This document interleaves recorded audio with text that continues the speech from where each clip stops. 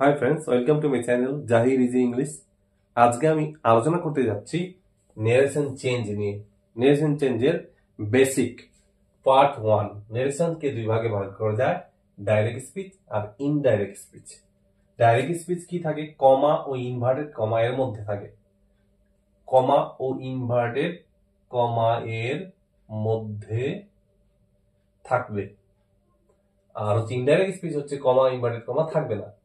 এইদিকে দেখুন বন্ধুরা, হি সেজ আই এম ওকে, কমা আছে, ইনভার্টেড কমা আছে, তাহলে এটা হচ্ছে ডাইরেক্ট স্পিচ। এবার হচ্ছে কমা ইনভার্টেড কমা থাকবে না কোথায়?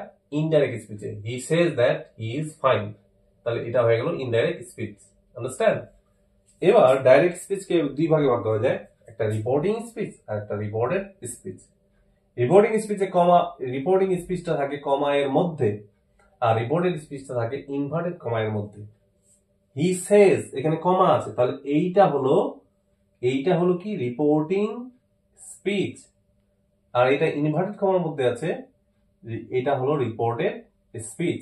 ওকে ফ্রেন্ডস, ডাইরেক্ট থেকে ইনডাইরেক্ট করতে বেশ কিছু জায়গায় চেঞ্জ করতে হয়। যেমন হচ্ছে ডাইরেক্ট থেকে ইনডাইরেক্ট করতে প্রথমেই প্রোনাউনের পরিবর্তন করতে হবে।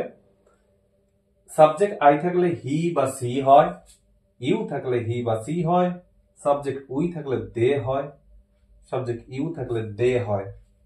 সাবজেক্ট আবার পজিটিভ যদি থাকে আছে মাই থাকলে হবে হিজ বা হার, আওয়ার থাকলে হবে দেয়ার, ইউর থাকলে হবে হিজ বা হার বা দেয়ার।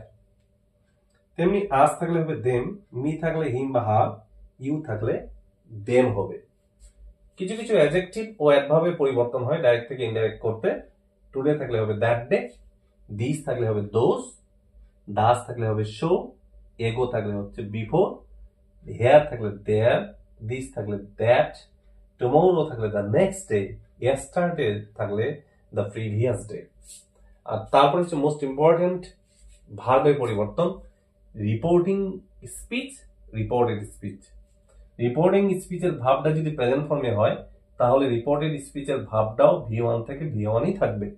ওকে, আবারও বলছি, রিপোর্টিং স্পিচের ভাবটা যদি প্রেজেন্ট ফর্মে হয়, রিপোর্টেড স্পিচের ভাবটাও প্রেজেন্ট ফর্মেই থাকবে।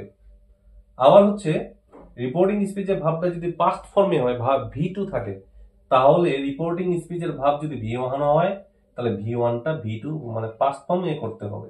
ওকে, রিপোর্টিং স্পিচের ভাবটাও যদি 2 নম্বর থাকে, রিপোর্টেড স্পিচের ভাবটাও যদি 2 নম্বর থাকে, তাহলে হচ্ছে হ্যাড দিয়ে V3 করতে হবে। Hope you understand, friend? আবারও ফিরে আসছি এই নেরেশন চেঞ্জের পার্ট 2 নিয়ে। Keep watching my video. Thank you very much.